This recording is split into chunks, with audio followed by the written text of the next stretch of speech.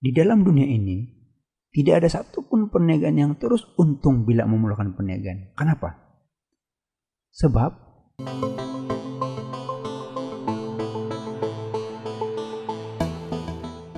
halo guys. Guys, kita berjumpa lagi dalam video pada kali ini seperti yang saya janjikan sebelum ini. Hari ini saya akan bincang alat perancangan yaitu analisis pulang modal. Nanti dalam video yang akan datang kita akan pergi lagi kepada alat perancangan yang lain. Seperti Gantt, Budget dan CPM. Untuk video kali ini kita akan fokus kepada analisis pulang modal saja sebagai satu alat yang boleh digunakan sebagai alat perancangan. Macam mana? Tengok. Kalau kita lihat sini, analisis pulang modal ini ialah dia menghubung kaitkan antara unit jualan, jumlah kos dengan jumlah hasil, yaitu ini. Ini hijau ialah jumlah hasil. Kenapa jumlah hasil bermula dari kosong?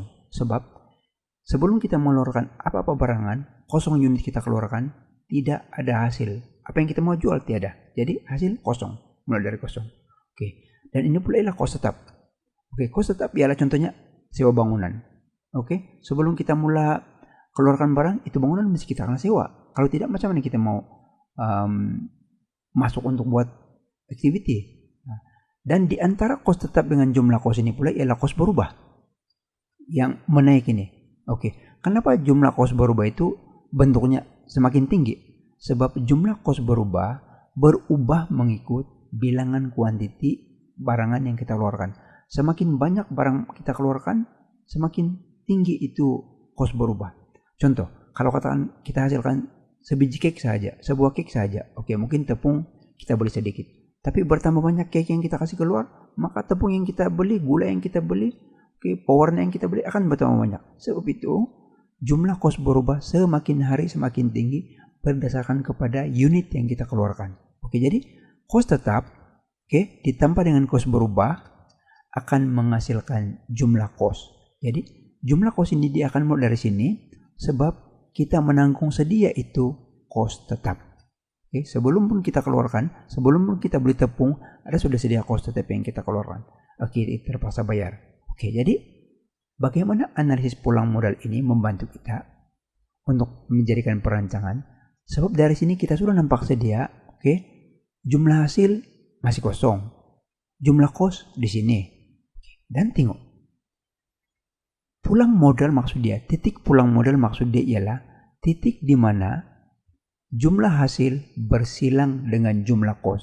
Macam mana pula dia boleh bersilang? Begini. Mula-mula kan saya bilang tadi kita belum ada keluaran.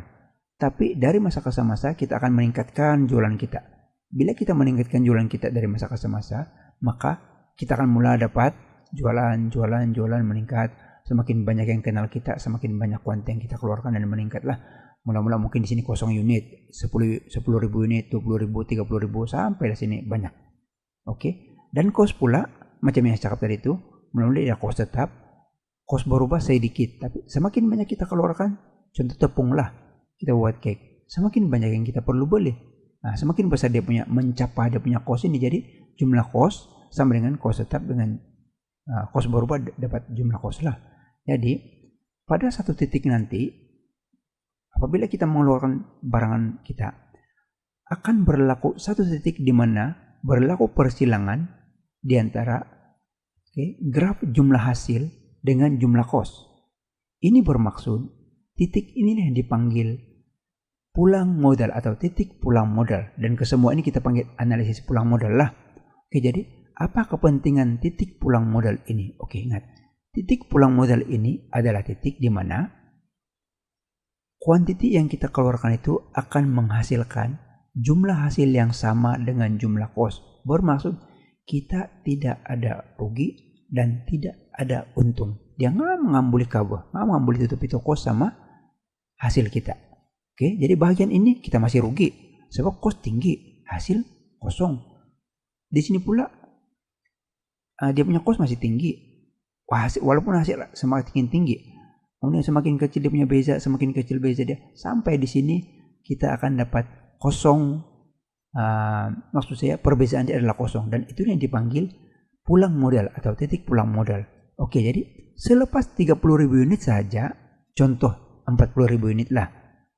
Di sini ialah satu tempat di mana jumlah hasil, kan tadi dia meningkat, lebih tinggi daripada jumlah kos, yaitu titik itu ataupun dia punya kuantiti ini ialah kuantiti yang memberikan kita untung. Berapa untung dia? Tengok. Contoh di sini jumlah hasil ialah 110.000, oke? Dan jumlah kos pulih ialah 105.000. Maka untung dia ialah 110 tolak 105. Itulah dia punya keuntungan, oke? Jadi kepentingan analisis pulang modal ini kepada pengurus untuk merancang ialah apabila kita dapat mencapai 30.000 unit ini, yaitu titik pulang modal itu, maka kita sudah tahu bahwa keluaran selepas itu saja kemungkinan 35.000 unit pun sudah menghasilkan untung lah, tapi belum banyak. Dan kalau semakin banyak sini, contohnya 50.000, 60.000, 70.000, maka keuntungan kita, tengok beza antara hasil dengan jumlah kos ini semakin tinggi. Jadi disinilah letaknya kepentingan analisis pulang modal ini untuk dijadikan sebagai alat merancang, karena kita boleh nampak, kalau saya keluarkan di bawah 30.000 unit, maka saya masih rugi. Sedangkan kalau saya mengeluarkan lebih besar daripada 30.000 unit, maka saya akan untung, syarikat akan untung. Nah, disinilah kita boleh merancang. Oke, syarikat mesti berhabis kasih keluar, beli apa-apa yang perlu, ambil bahan-bahan, ambil sumber modal atau kos itu buruh untuk mengeluarkan lebih daripada 30.000 unit ini, supaya kita akan dapat menikmati keuntungan. Nah, oke. Satu lagi dia punya kepentingan untuk analisis pulang modal ini ialah kita boleh menjangka keuntungan kita. Oke, saya buat contoh di sini macam ini. Katakanlah kita ada rancangan untuk mendapatkan untung. Oke, di sini. Oke, ini hasil yang kita jangka. Oke. Saya mau supaya hasil saya pada tahap ini, pada titik ini, pada tahap ini. Jadi dari sini, kalau kita lukis ini menggunakan graf yang sebenar, ini dia akan bagi nilai. Maksudnya kita akan tahu di sini berapa nilai. Dan di sini pun kita akan tahu berapa dia punya cost. Jadi, kalau katakan kita mau target, ini saya untung yang saya mau ini, maka graf itu boleh menunjukkan kepada kita perlu mengeluarkan unit keluaran sebanyak ini. Mungkin 50, mungkin 60.000 unit untuk mendapatkan untung tersebut. Ini ialah jumlah kos dia kan di sini. Itu warna merah itu. Nah, beza itu nanti kalau katakan kita kira ini tadi baru untung 5.000, katakan ini 10.000. Jadi dari sini, dari analisis pulang modal ini juga boleh digunakan sebagai alat merancang untuk mau target. Saya mau untung begini. Contoh. Apalagi kalau kita mau target begini, lagi banyak untung kita. Ataupun kalau saya extend ini warna hijau begini ini dan jumlah kos begini, sebenarnya kita boleh target sini untung kita berapa dari beza ini dengan ini. Jadi kita tahu berapa kuantiti yang perlu keluarkan di sini. Jadi kesimpulan untuk video kita pada kali ini, analisis pulang modal ini sebenarnya sangat-sangat membantu pengurus untuk merancang mana keluaran yang dikehendaki oleh syarikat untuk mendapatkan jumlah keuntungan yang kita target. Dan jangan sekali-kali keluarkan di bawah daripada 30.000 unit, karena itu adalah masih kerugian. Jadi begitulah bagaimana analisis pulang modal ini boleh membantu pengurus untuk membuat perancangan. Mungkin dia akan beli bahan mentah yang lebih banyak. Mungkin dia akan mempertingkatkan dia punya promosi untuk meningkatkan jualan. Dia akan menambah modal insan yang lebih mahir untuk mengeluarkan kuantiti yang lebih berkualitas supaya jualan akan meningkat. Jadi bila jualan meningkat, maka jumlah hasil akan lebih meningkat di sini. Jadi sekian untuk video pada kali ini.